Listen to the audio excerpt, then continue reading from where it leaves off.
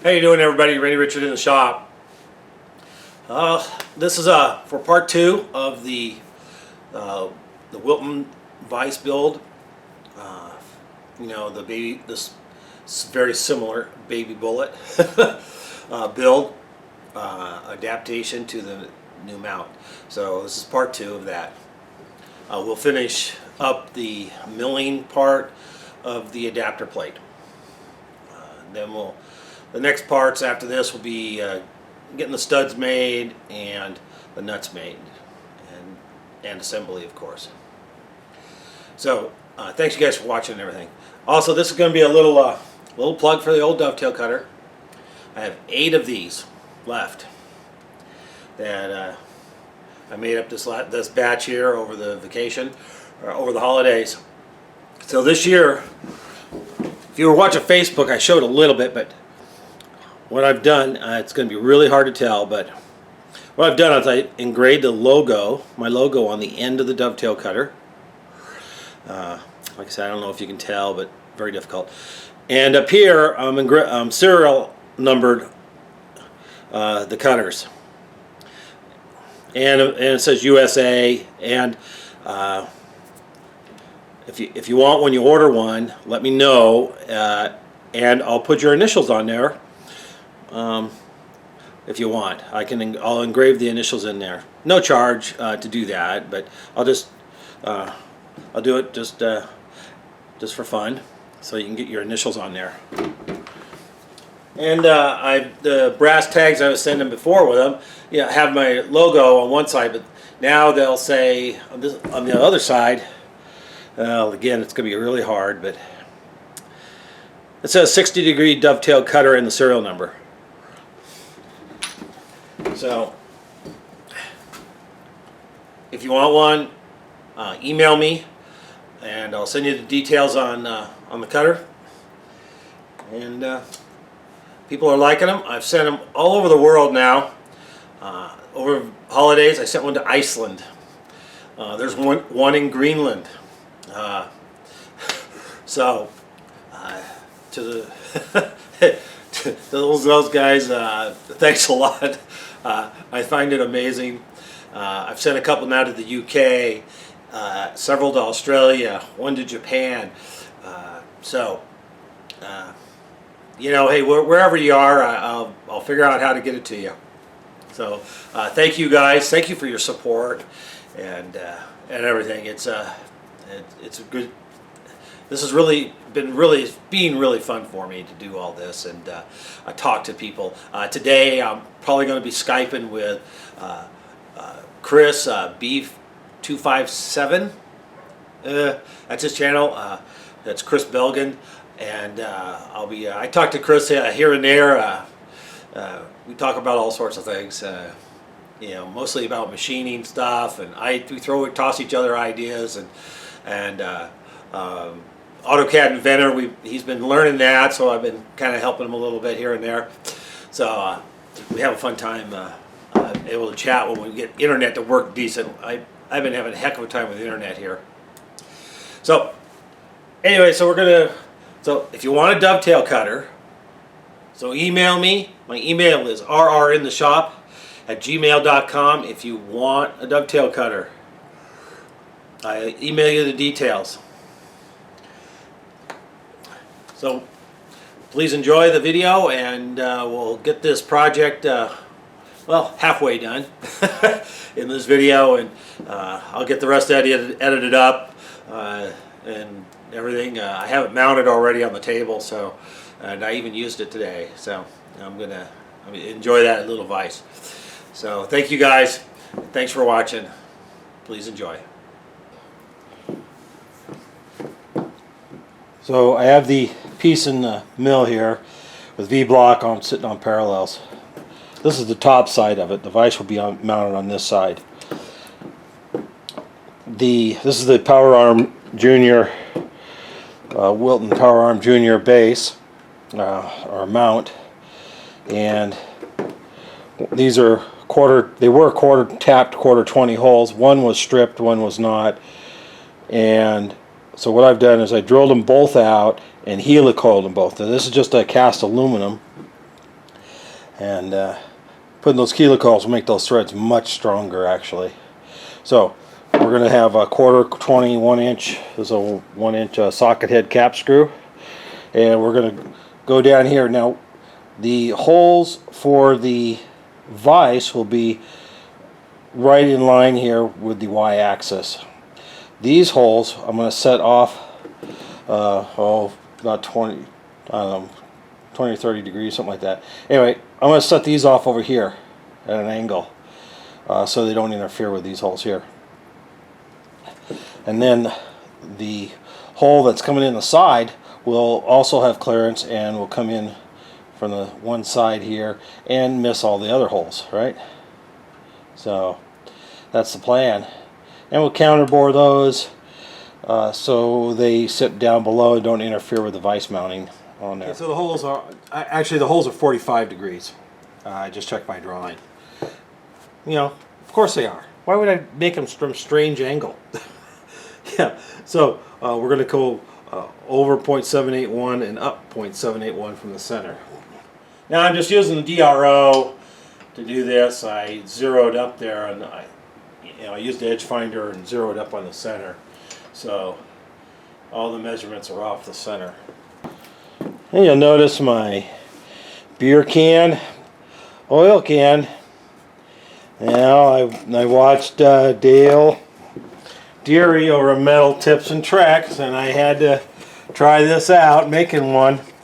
And actually it doesn't hold a lot of oil. Maybe these aren't the same size exactly. These were 16-ounce cans. I don't know, he might have had bigger cans. He used Coors. I don't really drink Miller Lite, but my son-in-law does over Christmas, and so I bought some of these specifically for him, and he provided me the cans, and he enjoyed the beer. So we came out here with a utility knife and the drill press, cut that with a utility knife and popped those together. It took us like probably 10 minutes, if that, to make a can. One little mod I did is I drilled a little vent hole in that first chamber to allow the oil to fill in there a little easier. But that's about it. I don't remember. Maybe Dale did drill a vent hole. I smoothed up the edges a little bit on the deburr wheel. But anyway, I got myself a beer can, oil can. Thank you, Dale.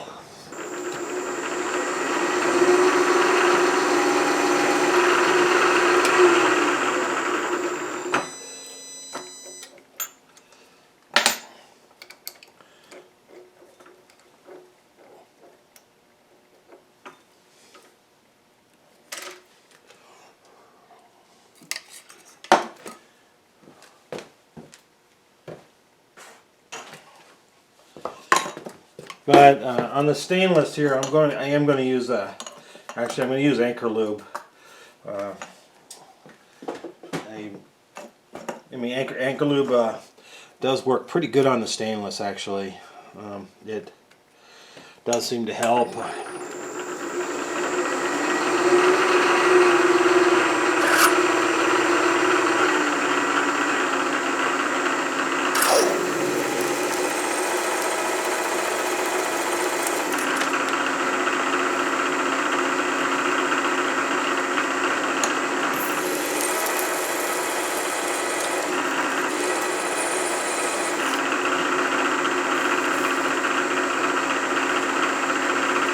Being water-based, it does carry the heat away quicker, so you don't work harden the material as you're drilling. So it does. I mean, the finish on that hole is just perfect. So on the stainless, I do like the Anchor Lube on the stainless. It does do a nice job.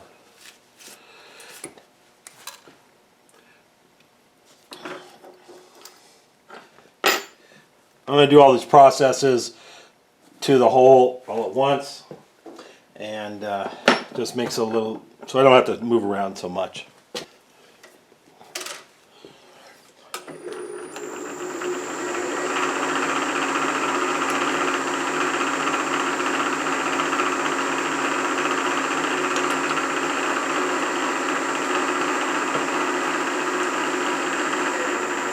This is a counter bore for 1/4 inch socket head cap screws.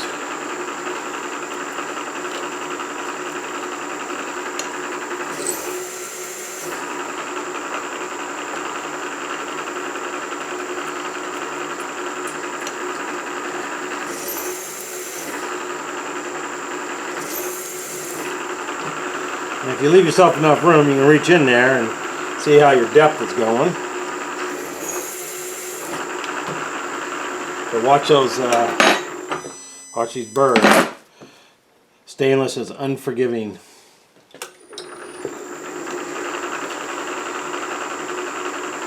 That means you'll take your finger off before you know what happens.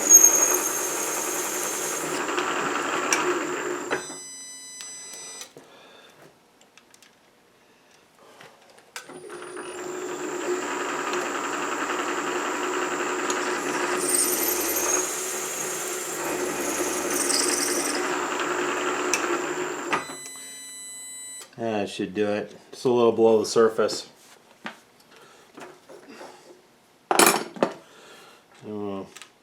Drop down.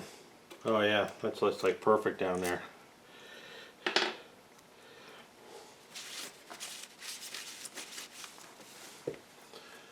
Now we're going to move over to this corner area and do the same thing. Now we'll get set up to drill the drill and tap. Actually, these are going to be drilled and tapped. So I'm going to drill this 3/8 well, letter Q drill actually for 65% thread for a 3/8/16.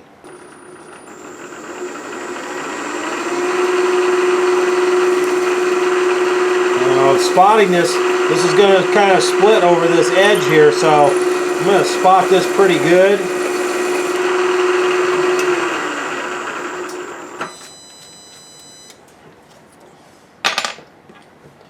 And hopefully we're not going to have an issue. If I have any issue whatsoever, I'm going to go in here with an end mill and I'm going to cut that. If I have any issue at all drilling it here, and I'm going to cut that back with an end mill.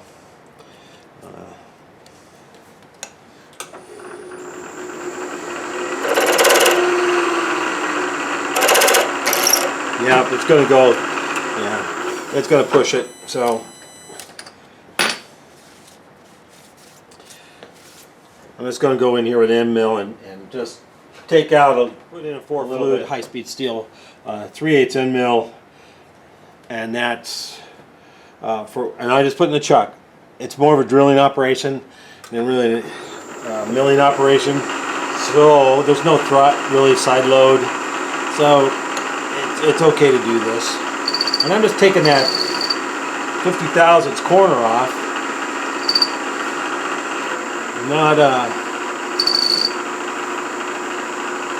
trying to mill this out any, just so the drill won't deflect.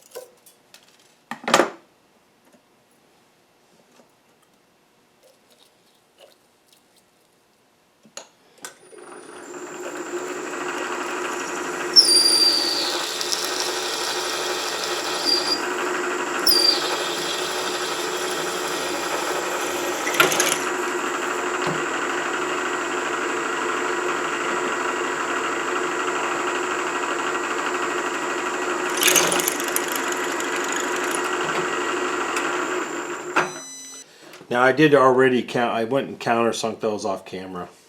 Just barely touch, just to remove a burr. And I'm just going to do the same thing here, I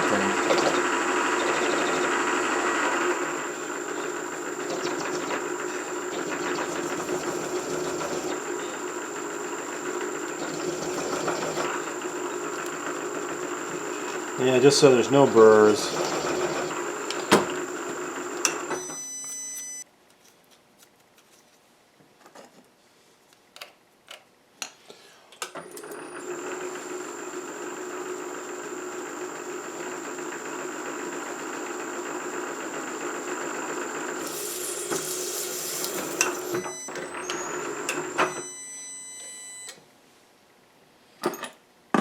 Now I get the tap handle. We'll take that. Little number 5 tap handle on there. Spin that right out.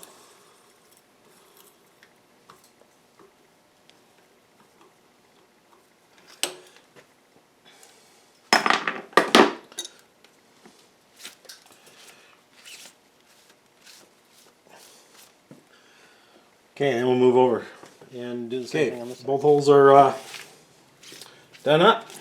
All 4 holes, I should say, are done. Now we're going to take it out and we're going to set it back up and do some type of alignment magic, I guess, and put a hole in this end here and tap that.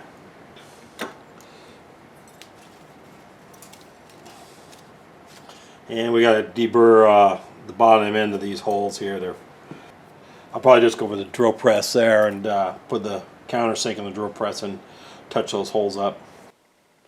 So I got it in here. I got it up against my stop and against my back. So this corner is 0, 0. So now I know where center is. And what I'm doing is I'm going to line up on these 2 pins horizontal, and that's where my hole is going to go.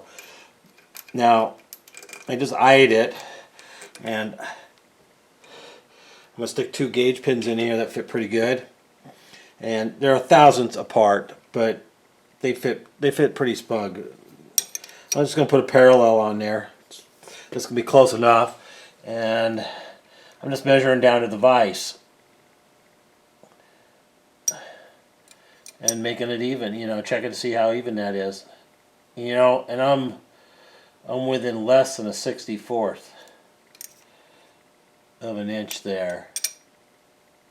Oh, just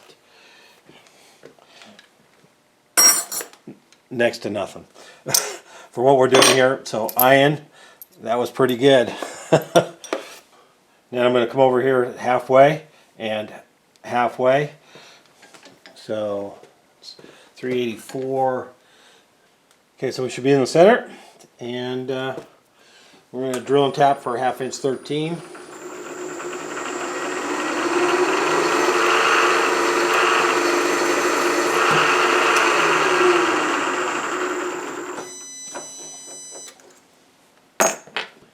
Okay, I'm going to put a little pilot hole in, and make it a little easier. I'm going to drill it for 65% thread anyway, and that's a 29/64.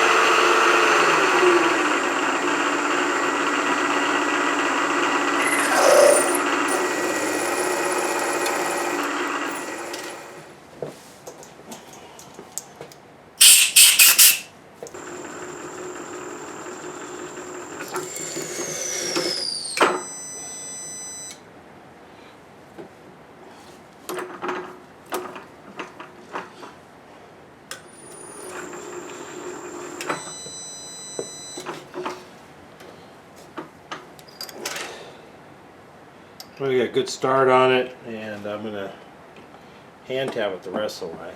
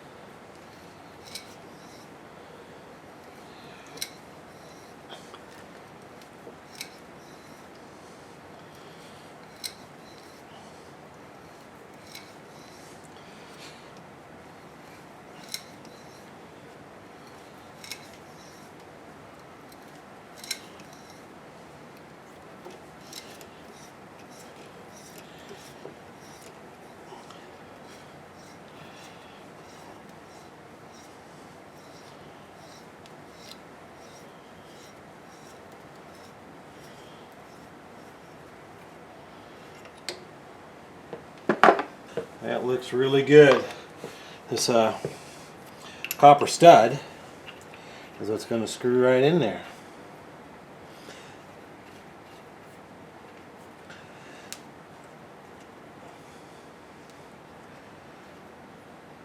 Like that. That's so we can hook the, that's a spot to hook the ground clamp. Right there, a nice little threaded surface there. Should provide some pretty good grip. If I wanted, I could put a couple nuts even on there. I have some copper nuts that fit these. So, this is that completes this piece.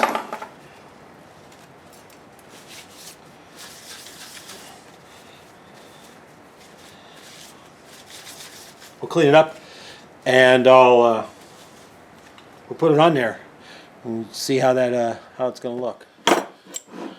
Okay, so this is the top part. That's the bottom, and that goes on there.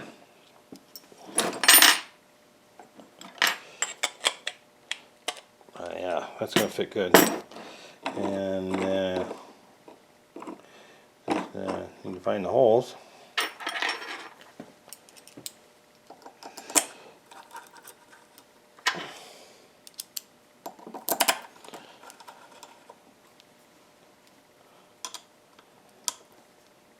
Oh yeah, there's the stud,